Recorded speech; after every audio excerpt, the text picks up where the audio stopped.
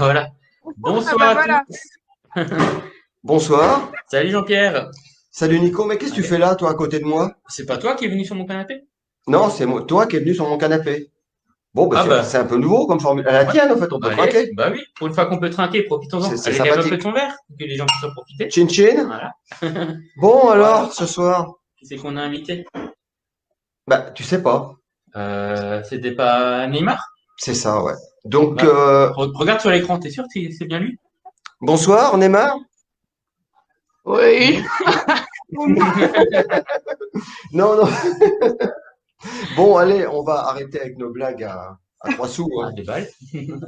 Donc, ce Allez. soir, avec nous, Ophélie et Jessica. Jessica, Ophélie. Et on va parler de. De culture, non? Je crois. Je crois qu'on va parler. Ouais, elles vont, Culture de elles quoi? vont, elles. D'agriculture, non? Non, elles vont D'agriculture? nous parler de la culture pour tous. Ah, thème. Bonsoir Ophélie, bonsoir Jessica. Et bonsoir à Ravi tous les de vous accueillir dans ce direct. On va y aller justement directement.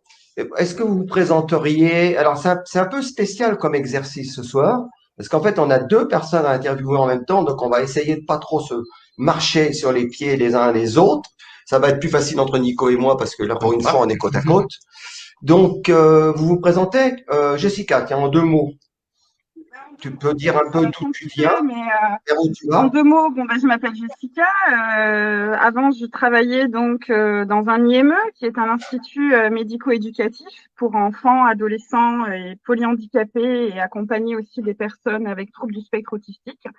Et j'ai dernièrement repris mes études à l'université d'Avignon pour être médiatrice culturelle, d'où ma rencontre aussi avec Ophélie il y a déjà quelques temps. Voilà.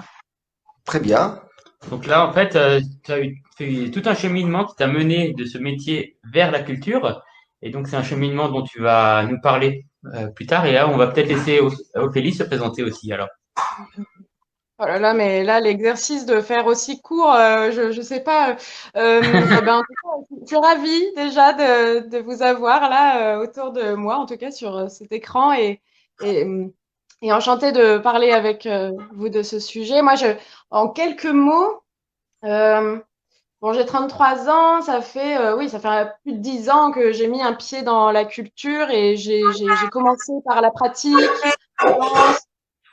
euh, j'ai ensuite, dès que j'ai commencé mes études, on m'a dit que ce métier-là, vraiment, il n'avait aucune débouchée, que c'était vraiment illusoire de vouloir travailler dans la culture. Donc, j'ai mis les bouchées doubles et donc j'ai expérimenté et j'ai suivi toutes les expériences qui m'étaient possibles de vivre et je sais pas, un centre dramatique national à Angers, en passant par une compagnie de danse tenue par une chorégraphe sourde à Lyon, en passant par une association départementale à Angers également. J'ai monté un festival des arts autour du chocolat quand j'avais 20 ans. J'étais présidente de Stasso pendant 4 ans.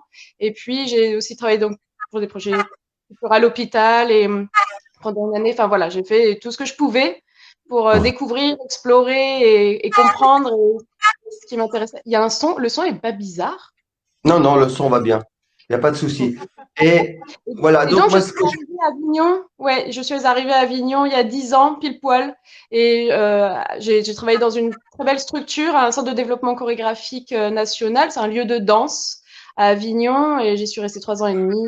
Et j'étais à la communication et aux relations avec les publics. Et depuis 6 ans, je travaille en tant que chargée de développement des publics à la Garance, qui est un très beau théâtre aussi, avec une très belle équipe, un lieu pluridisciplinaire, une scène nationale à Cavaillon. Et c'est là que je vous ai rencontré, en fait.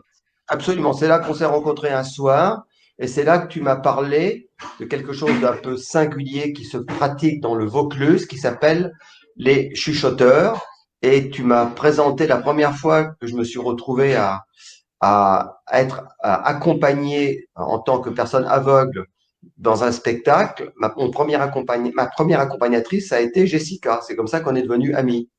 Tu te souviens, Jessica? C'est comme ça qu'on s'est rencontrés, effectivement. Je crois que c'était automne 2018. En tout cas, pour ma part, j'ai suivi la formation avec la Garance et puis l'association Mode d'emploi pour une culture qui change. Et donc le but étant d'accompagner un spectateur déficient visuel, voire aveugle, et donc lui chuchoter des indications pendant le spectacle. Et donc c'est à l'issue de cette formation, toi j'étais donc ta première accompagnatrice, mais toi tu étais aussi mon premier aveugle. Et donc du coup, voilà, on a commencé à instaurer, on va dire, enfin une relation, on va dire, de confiance, parce que d'être chuchoteur, c'est pas que indiquer ce qu'il y a sur scène. En mon sens, la notion d'accompagnement et de confiance est primordiale dans tout accompagnement. Et donc on se présente et on fait connaissance et ensuite on s'installe.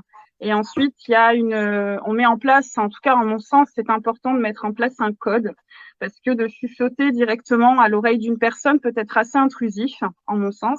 Et donc, ça peut être prendre la main de la personne et puis faire un pincement enfin pas un pincement, mais une pression sur la main, voilà. Et en tout cas, pour pouvoir échanger ensemble et indiquer des choses sur la scène. Alors, pour certains spectacles, la mise en scène, la scénographie peut être sommaire, mais pour d'autres, elle est plus importante et peut apporter donc une compréhension supplémentaire dans le sens, en tout cas, du spectacle.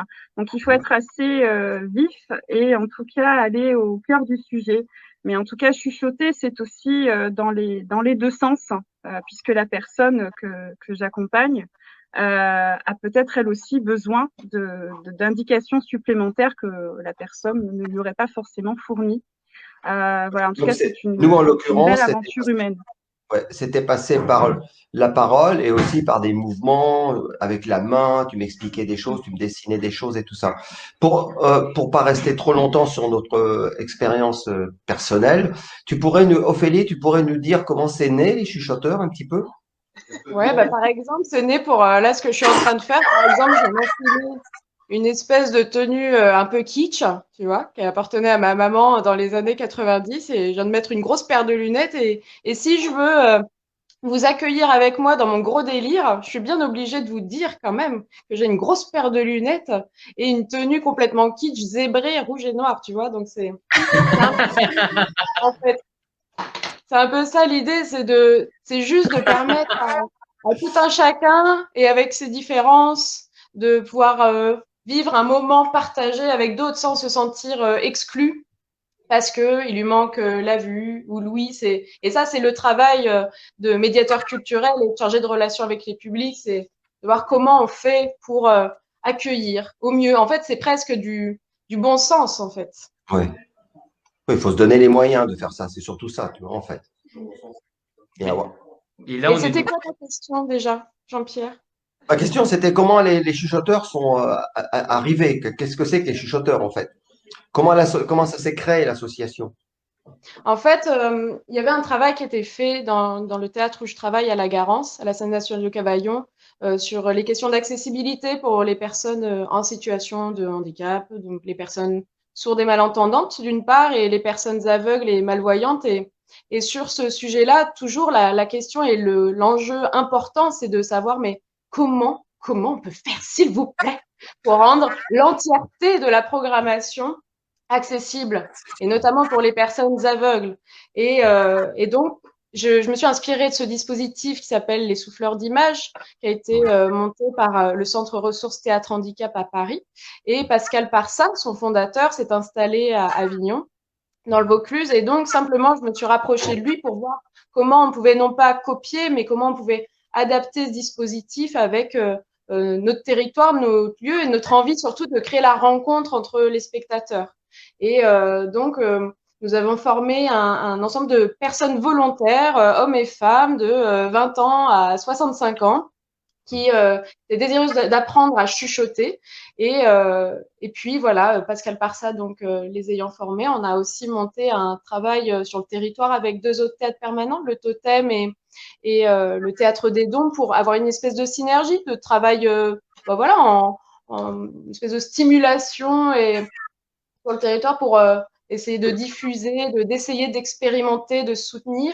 Et voilà, ainsi on a eu ce groupe de chuchoteurs qui est venu et que j'appelais dès que j'avais une demande. Donc Jean-Pierre, je me disais, dis donc, j'irais bien sur ce spectacle. Donc déjà, je me préoccupais de comment tu pouvais venir, si tu avais un véhicule ou pas. Sinon, j'allais peut-être même te chercher un covoiturage. En tout cas, je le faisais quand il n'y avait pas de moyen d'être véhiculé. Et puis, je faisais l'appel, je lançais l'appel aux chuchoteurs. Et là, j'avais plusieurs personnes volontaires. Et après, l'idée, c'est de faire se rencontrer le chuchoteur et la personne bénéficiaire de ce service à l'entrée le soir du théâtre, en amont du spectacle. En truc général. Là, c'était très intéressant parce que tu as déjà montré en fait que pour accéder à la culture, c'est une globalité. C'est pas simplement des fois durant le spectacle où ça se passe. Si la personne n'a pas accès à la salle, au niveau de la mobilité, des fois ça peut être très compliqué aussi. Et donc effectivement, c'est tout un travail dans sa globalité qui est à faire pour lever tous les freins.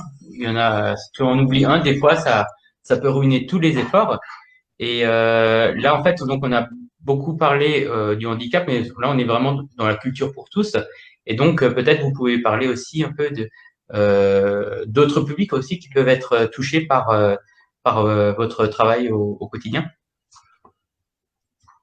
Eh bien, mais oui, cher Nicolas. Mais oui, cher Nicolas, la grande question, c'est comment on va tous dans ces lieux de culture, comment on rattrape une sorte de retard qui a été pris. On est un pays avec un service public de la culture magnifique, mais pour autant, s'il n'y a pas de chargé de relations publiques et de médiateur, on a bien l'impression qu'il n'y a pas encore vraiment la mixité dans les salles. Et nous, on a un rôle qui est quand même merveilleux, c'est qu'on peut faire en sorte que les théâtres et les lieux de culture, mais ça peut être une bibliothèque, les médiateurs font en sorte que dans une salle et dans un lieu, il y ait une représentation de la société la plus proche possible, c'est-à-dire autant on va rassembler le chef d'entreprise, le monsieur qui était avec sa petite casquette pour faire la manche juste avant, ou le chef comptable, le boucher. C'est ça l'idée de ces lieux-là, c'est les lieux de rencontre.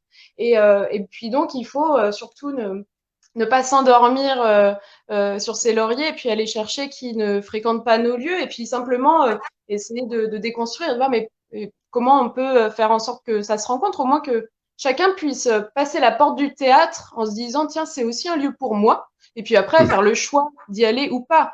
Après tout, moi je vais pas forcément dans un stade de foot, enfin j'y suis allée mais j'y vais pas bien souvent, après c'est des histoires de choix, mais pour autant, moi, je défends toujours l'idée que ces lieux-là de culture, ils nous permettent vraiment, vraiment, je crois que je connais pas d'autres lieux qui le permettent de rencontrer la plus grande mixité et la plus grande diversité, et puis dans une espèce de, c'est rencontrer les autres et se rencontrer soi-même aussi, et dans une bienveillance, une convivialité.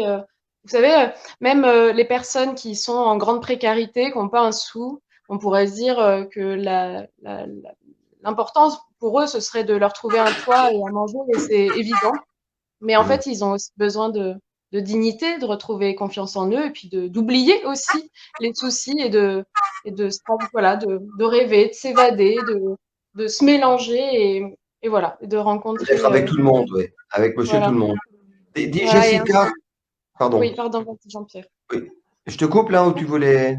Non, mais Ça t'as va? raison, mais écoute-moi. Ok. Écoute-moi, parce que Jessica, je voulais te demander, toi qui viens du médico-social, Ouais. est-ce que tu pourrais raconter des anecdotes qui t'ont des déclics humains qui t'ont fait aller vers la médiation culturelle, vers voilà, changer, faire des études et changer finalement. Enfin, c'est changer de métier en même temps, mais Il y a ouais, tout ça, c'est hein. continuer Il y a d'aller quand vers même l'humain. il y a un gros lien. L'humain, il reste quand même au centre de mes préoccupations et de comment accompagner un individu au quotidien. Et c'est vrai que j'ai travaillé pendant presque 7 ans, en fait, comme je le disais au début, dans un institut médico-éducatif auprès d'un public varié. Et pour moi, l'art est un excellent support relationnel. Dans le cadre d'ateliers, notamment autour de la danse, puisque je suis une passionnée de danse en fait depuis l'enfance, depuis l'âge de Tu 3 danses ans que je toi-même. pratique de manière amateur. Mais j'aimais accompagner en fait ces jeunes par le prisme du corps et donc de la danse pour leur permettre en fait d'avoir une prise de conscience aussi corporelle et puis de développer certains acquis. Donc, il y avait beaucoup de poids, de contrepoids, de mouvements dans les espaces. Et en fait, c'est tout cet accompagnement autour de l'art, en fait, qui, moi, était primordial. Bon, je ne pouvais pas faire que ça, hein, puisque je n'étais pas sur un poste tel, mais si je pouvais passer justement que par l'art comme support relationnel, pour moi, ça aurait été formidable. Et puis, en fait, ça a été tout un cheminement depuis ces dernières années, puisque je suis une passionnée d'art sous toutes ses formes. Et donc, je voulais quitter un peu le cœur du métier d'aide médico-psychologique et plus me transformer en une artère, en fait, et commencer donc à m'insérer dans le secteur culturel. Et c'est pour ça qu'en fait, je suis arrivée de cette passerelle, en fait, d'aide médico-psychologique à travailler dans le secteur culturel, ce qui m'a amené à reprendre mes études dernièrement pour travailler dans le champ culturel. Et donc, il y a la danse, où on pratiquait donc ces ateliers, où on organisait des spectacles aussi pour l'institution, pour les parents. Puis, il y avait aussi des ateliers théâtre avec des intervenants extérieurs ou des jeunes qui sont, comme on les appelle aujourd'hui, les empêchés. Alors moi, c'est un mot qui me dérange un petit peu, parce qu'en tout cas, pour des personnes qui sont handicapées, ils sont déjà, je trouve, suffisamment empêchés dans leur posture, et je trouve que c'est surajouté, en tout cas, un handicap. Et donc, pour des jeunes qui n'ont pas de communication, en tout cas verbale, il se passe beaucoup de choses. Et je pense notamment à un jeune qui avait le code oui-non, qui pouvait faire des vocalises et qui était un passionné de musique et notamment de rap. Et je me souviens d'un spectacle où il était sur scène et où il a vocalisé, il a fait passer énormément d'émotions et de choses par la musique. Et bon, on était tous un peu sur place, un peu en larmes quand même, quand on voyait ce jeune, qu'il y avait tout ce qu'il y avait à l'intérieur qu'il ne pouvait pas dire verbalement, mais il le sortait en tout cas par ses vocalises. Et ça, c'était quand même très, très, très, très fort. Donc voilà ce que je peux dire, et c'est ce qui m'a amené en tout cas à travailler par la suite. À prendre conscience de l'importance de l'art dans le développement pour se construire en tant que personne, en tant qu'identité. Je trouve que c'est important, c'est un bienfait énorme qui est énormément utilisé dans les IME, que ce soit dans les hôpitaux aussi. Voilà, mais après, c'est vrai qu'il est difficile de tout adapter dans le secteur culturel. Et c'est vrai que quand on voulait, par exemple, aller voir des spectacles avec ces jeunes-là, ça a relevé facilement du parcours, entre guillemets, du combattant, donc au-delà de l'aspect logistique, du déplacement et tout ça. C'était aussi quelle programmation pour ce public-là. Et c'est là aussi que c'est compliqué d'adapter vraiment des spectacles pour ces jeunes-là. Ouais. Là, tu viens de donner quelques exemples très concrets. C'est souvent ce qui parle le mieux aux gens, parce que en mettant un visage sur le travail, on se rend compte qu'effectivement c'est quelque chose de très humain, pas du tout quelque chose d'abstrait ou de désincarné, comme tu dis, Jean-Pierre. Éventuellement, Ophélie, tu as aussi des anecdotes comme ça qui peuvent être frappantes et très touchantes à nous raconter. Je me souviens qu'en coulisses, si tu te souvenais pas, j'aimerais bien que tu nous parles un peu de cette jeune femme africaine, par exemple. Oui, il y a une belle histoire, je trouve, qui symbolise très bien ce que Jessica et moi, on défend au quotidien et que vous défendez aussi. C'est une fois, on travaille avec beaucoup de groupes et de secteurs différents au Théâtre La Garance, de tous milieux confondus. Et notamment, je travaille avec le centre d'accueil de demandeurs d'asile à Cavaillon, la résidence Adoma, et nous y sommes allés avec un projet qui s'intitule Home, un projet d'ailleurs qui va être reporté là dans quelques semaines. Alors je touche du bois là, vous le voyez pas. Et je touche du singe. Et j'en ai pas.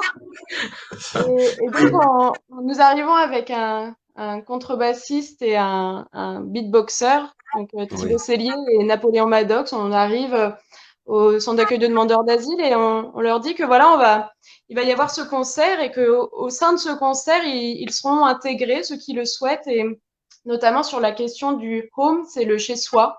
C'est pas juste la maison, c'est qu'est-ce que c'est pour vous le chez-soi. Alors évidemment, quand on va dans un centre d'accueil des demandeurs d'asile, ça a une dimension toute particulière parce qu'ils ont été déracinés.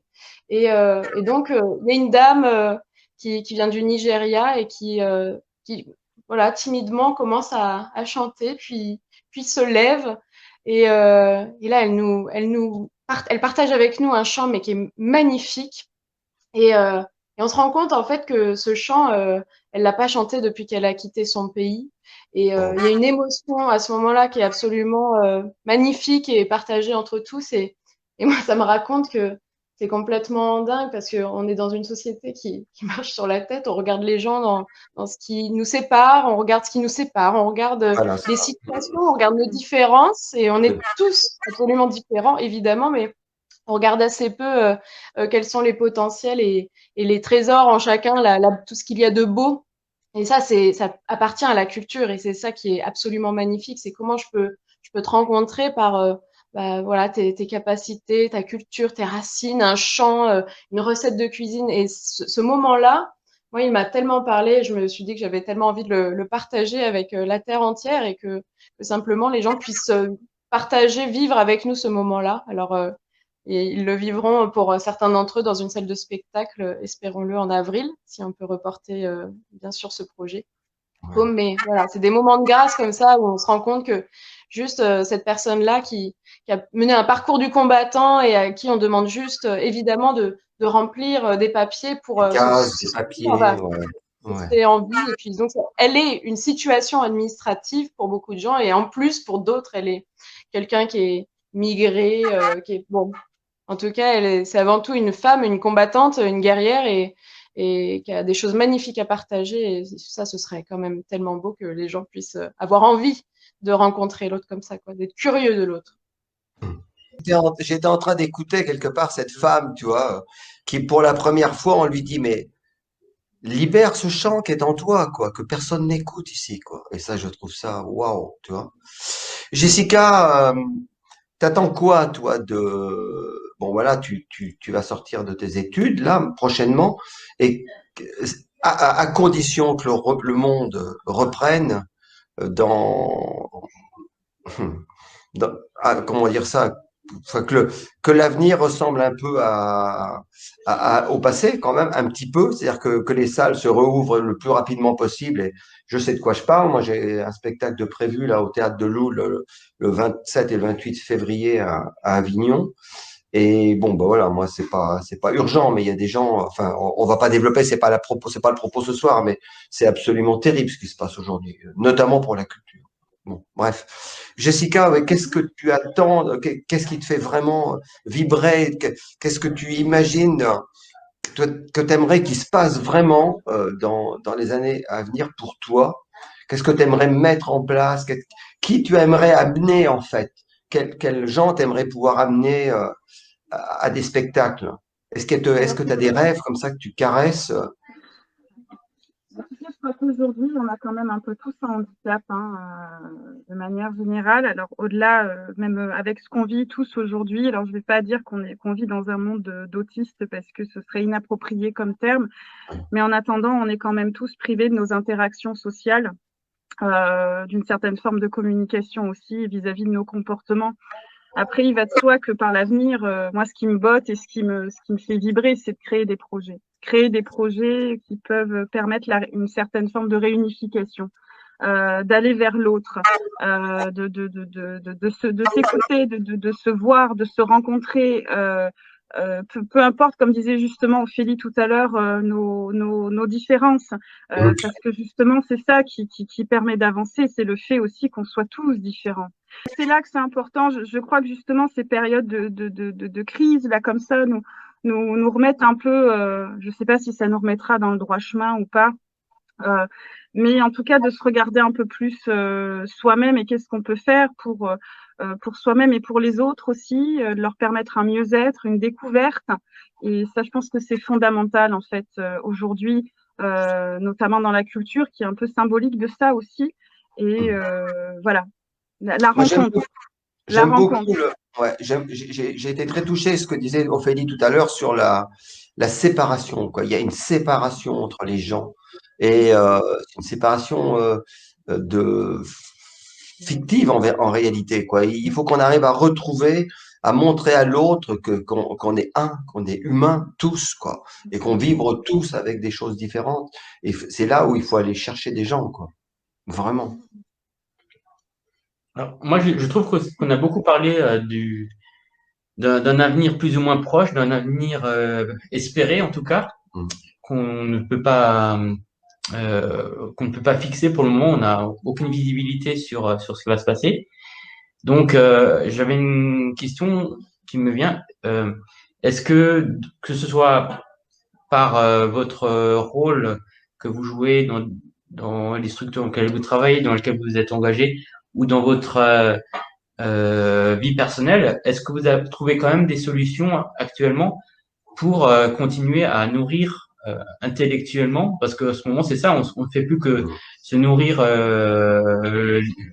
se remplir l'estomac, et chacun est un peu obligé de se débrouiller pour remplir son esprit, et c'est plus ou moins difficile pour chacun.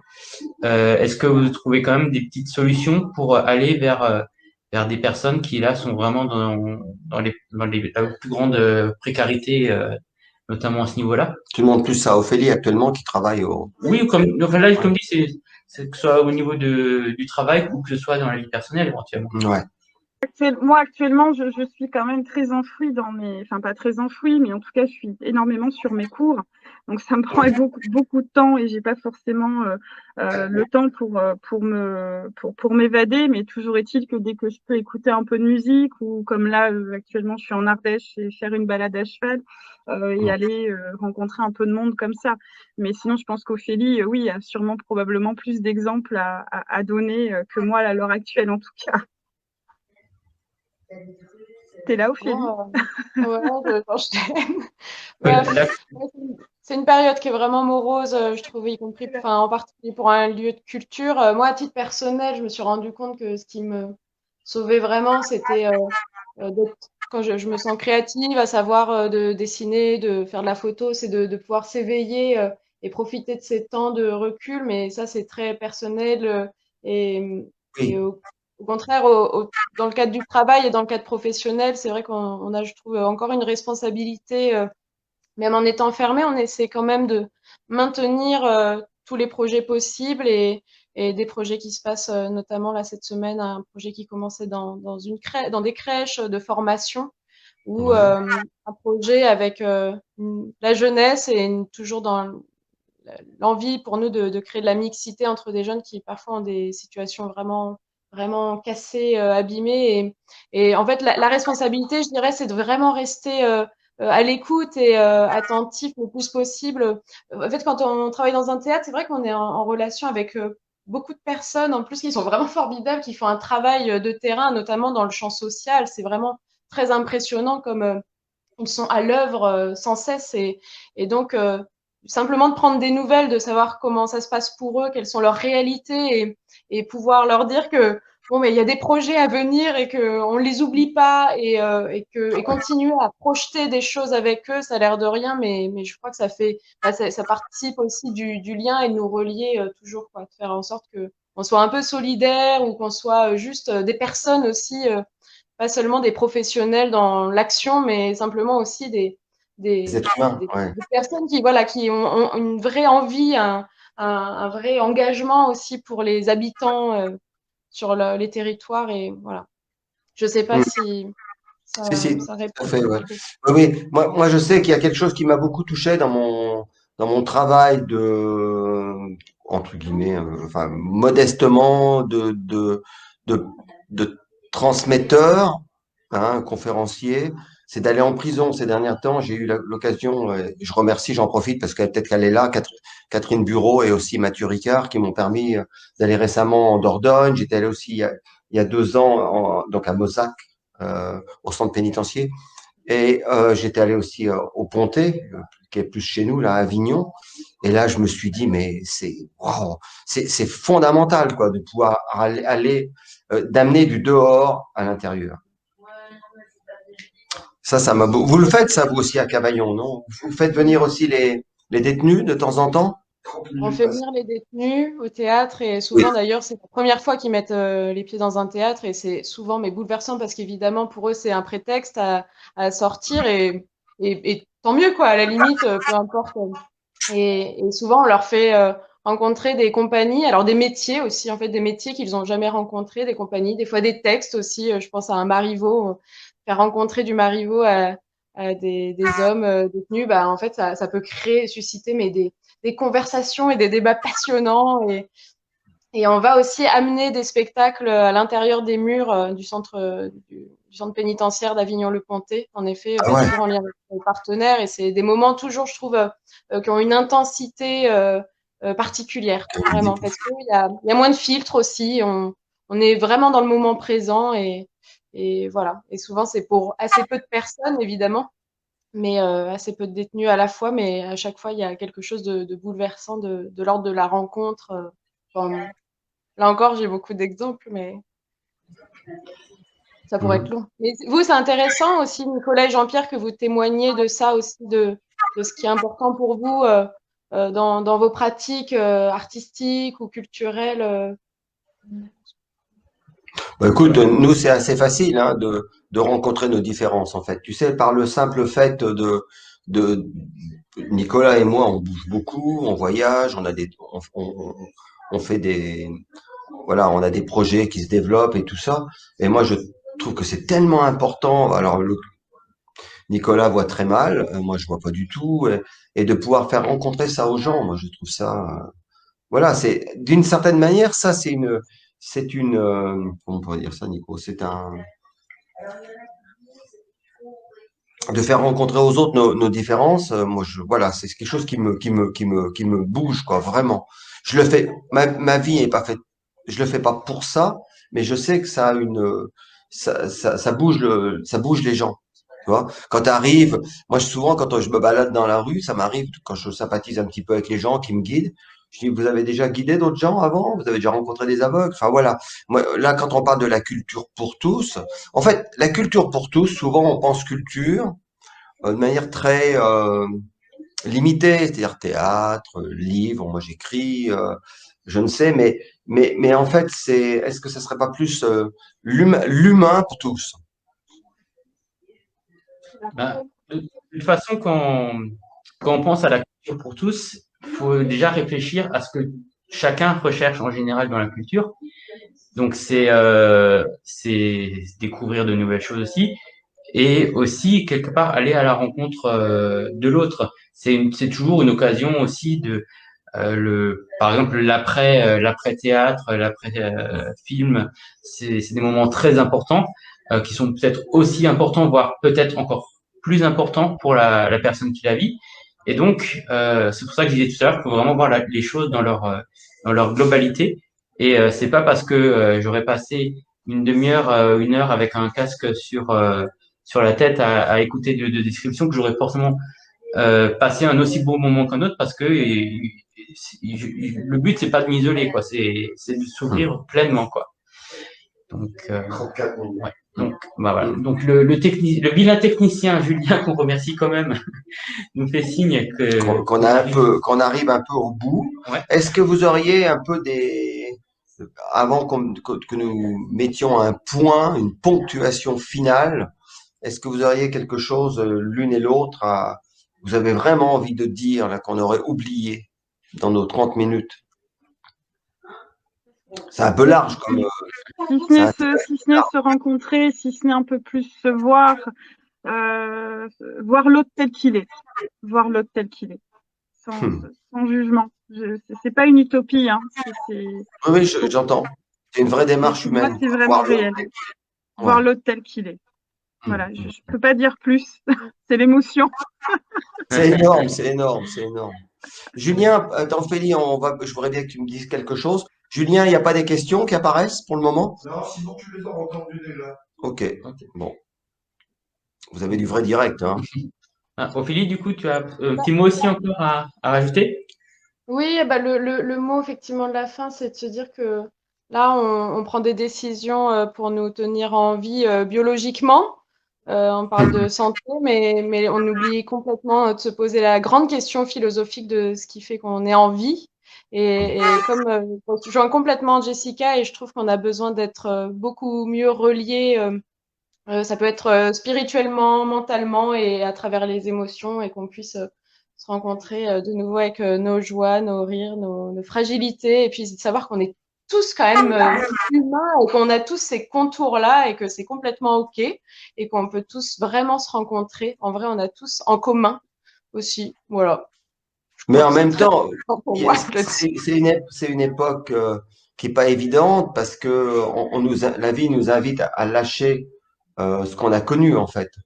Et c'est un peu une époque loupe qui nous met en face de nos attentes, de nos craintes.